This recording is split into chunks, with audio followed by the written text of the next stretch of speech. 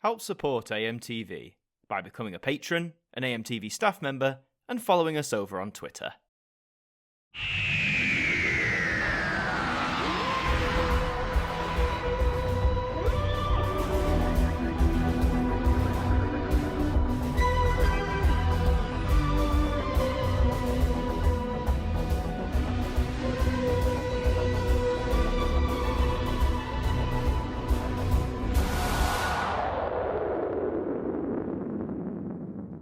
Hi there guys, it's Adam Martyn here, and welcome back to another Doctor Who unboxing. This time we've got another animated release, and sadly it's going to be the last animated release of the missing episodes for a while, but we'll delve more on that in a bit. For here I have for you today the DVD and the Blu-ray Steelbook edition of the second Doctor classic, The Abominable Snowmen. So this was announced last November. I think it was actually on the anniversary of Doctor Who it was announced. So this has been a long time coming. It's been worked on for quite a while. I had the pleasure of watching a screening of this at the BFI a few days before release. That was a great event. Great to see people. Great to see this story animated on the big screen in colour. Marvellous stuff. I have my thoughts on the story itself, but we'll get more into those. Here we are today to look at these releases. And as always with these animated releases, you have the DVD, which you can see on the left. You have the Blu-ray Steelbook, which you can see on the right. There is also a standard Blu-ray. I tend to avoid that one just because, I mean, with my Doctor Who DVD shelf, you know, it's nice to add the spine to the collection, though.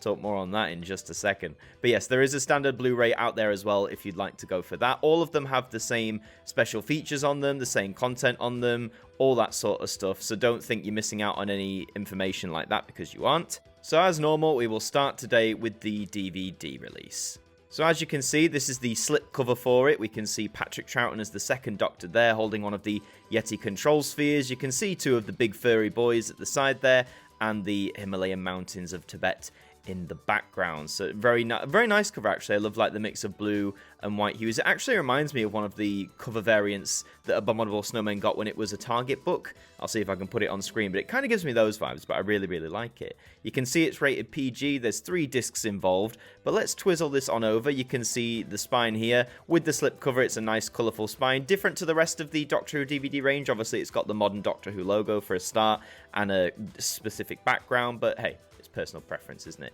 Moving on to the back then, like with all the DVDs at the top there, you've got some pictures from the animation itself showing some of the characters or scenes going on. You also get a little bit of blurb about what's actually going on in the story. So if you want to like get a quick synopsis of Abominable Snowmen, you can just pause this video and read that on screen.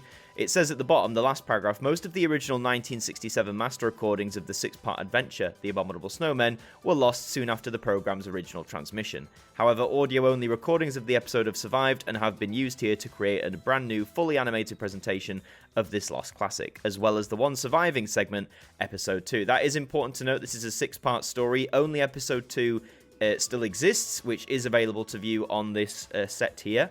Moving down to the special features, or just what you include, actually, it does say includes. So you get episodes 1 to 6 animated black and white. Now, I personally prefer to watch them in black and white, because that's how they would have been on the telly.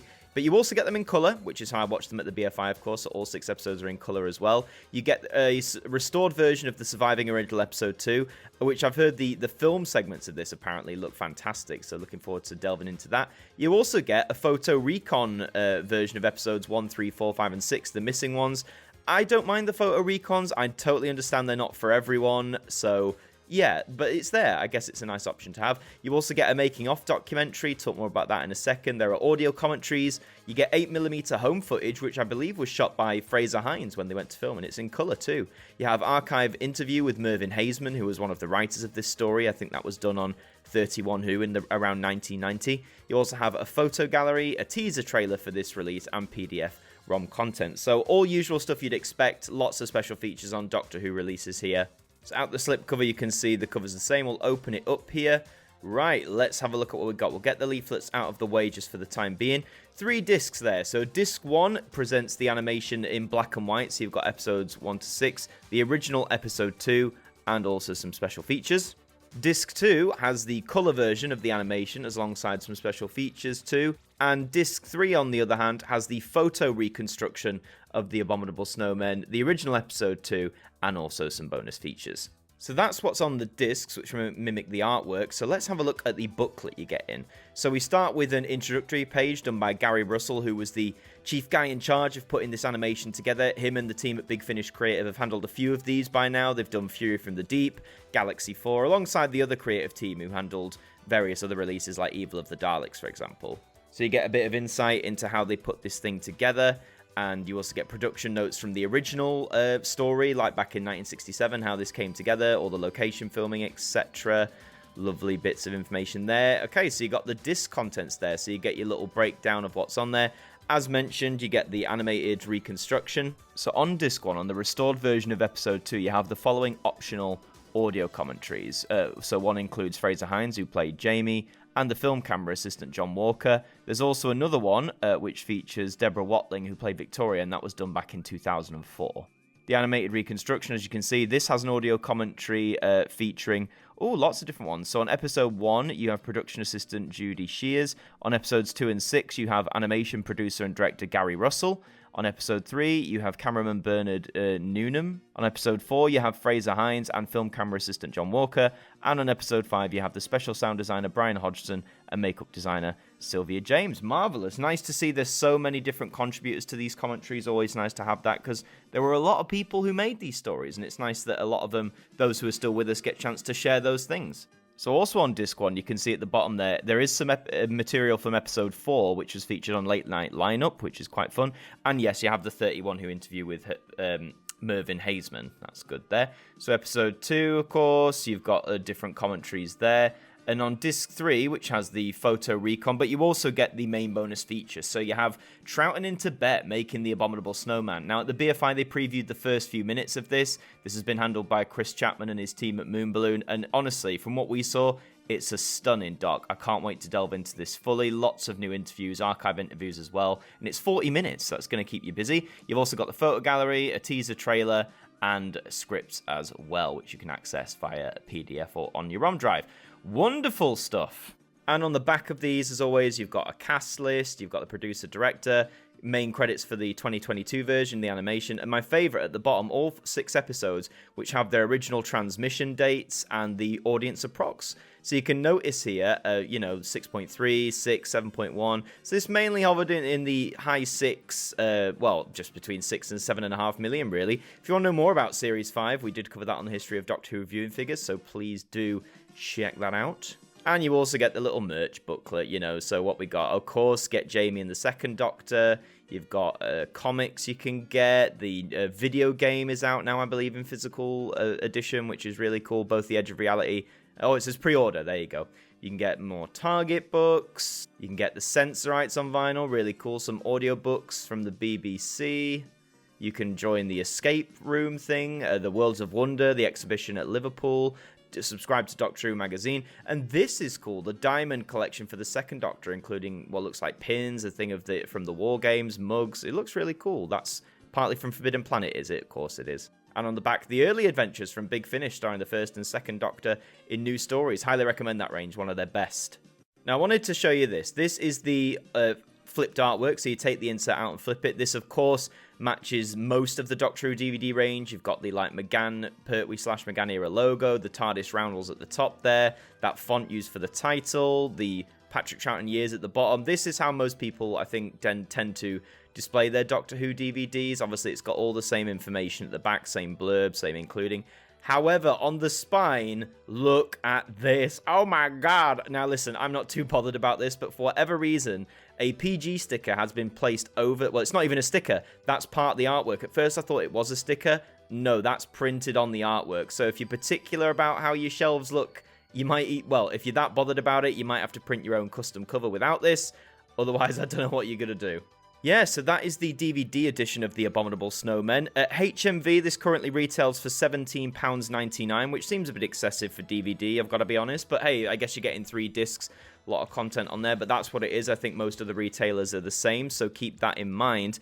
I'll touch as well for the standard Blu-ray if you're interested in that. At HMV, that's currently retailing for £22.99, so about £5 more expensive there. But now we'll jump into the Blu-ray Steelbook itself and look at that. I always love, sort of, on occasion, the minimalist design they go for on these Steelbooks, and often they feature the TARDIS in whatever location that the story is set in most of the time. And I love this. I love the cold, icy tones of, like, the Himalayas, the TARDIS amongst the snow with that pesky sign the wrong way round, as it was, admittedly, back in Season 5, so nice to have that there. You've got some of the Yetis in the background looking more menacing than they do in the actual story.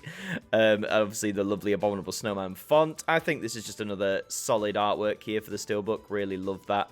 Love that sort of design there. Obviously, there's your spine with the custom font. I really like that as well. Same blurb on the back, just positioned differently. On it, absolutely the same blurb, same special features. As I said, if you're going for this, you're not going to miss anything out, so you don't need to worry. Just taking it out of its little slip, there you can see the full artwork. Again, that's frameable, that's so gorgeous. And there on the back, you can see Yeti standing ominously, as they do. So opening it up, you get your little production leaflet. The 3 discs, again, they're on Blu-ray, but same content, same order. You needn't worry about that. Let's take it open for a second. There you can see the background artwork is amongst the setting, which isn't all snowy, but there is a good reason for that. But yes, it's like the Himalayan setting there. And when you flip the Steelbook around, you can also see the full spread. So the Yeti looking at the TARDIS with some of his clan watching menacingly in the background. Lovely stuff there.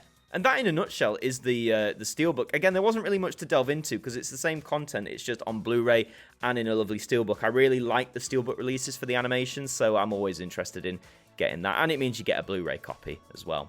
This one currently retails, again, at HMV. It's $29.99. I believe that's sort of the standard everywhere. This is the limited edition one of the 3 variants, although it depends. I wonder how well this will do, because I still see some of the older animation Steelbooks pop up in HMV from time to time. I saw a Galaxy 4 one, Evil of the Daleks, things like that. But I'd honestly say, if you want it, I'd get it like quickly anyway, just in case, because you never know with these limited edition Doctor Who products, do you?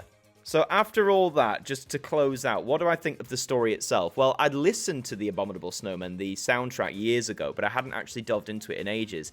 And it's certainly a slow burn of a story. It's 6 parts. It does take its time to get going. There's a lot of nice atmosphere, a lot of nice build, and I give massive credit to the animation team because, look, when you've got no silence, like there's no incidental music in this either, that's a big task to fill that on a limited budget as well, but I think they did really well. It's not my favourite Troughton story. I mean, it is to some people. Out of the Yeti ones, I personally prefer the Web of Fear.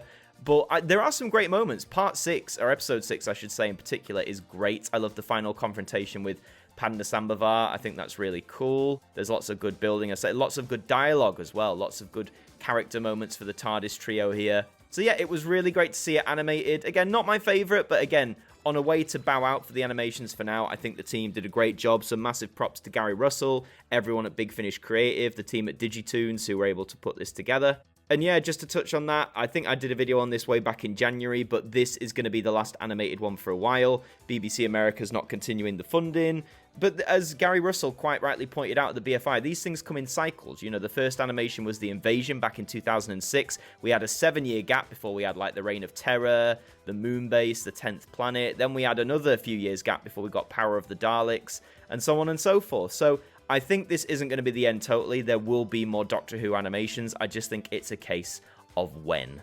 But yeah, on the whole, really nice release here. Let me know what you think in the comments. Are you going to pick up the Abominable Snowmen? And if you are you going to grab the DVD, the standard Blu-ray, or the Steelbook? Are you going to get more than one of them? Are you going to pass? And if you are, let me know why. Let me know in those comments. Also, leave a like on the video if you enjoyed it. It really helps us out here on the channel. I've been Adam Martyn from AMTV. Thank you for joining me, and I'll see you next time. Thank you to our patrons for helping to support the show, and a special thank you to Macra, Jem Pringle, Hooks Media, Ben Freeman, Ethan Carberry-Holt, Britney Fan 1999, For You Ladies, Maxine Jackson 2, Bruce Stanton, Cooking at Nansen DIY, The Broken Kitsumanoid, and Francine Salazar, our AMTV staff members.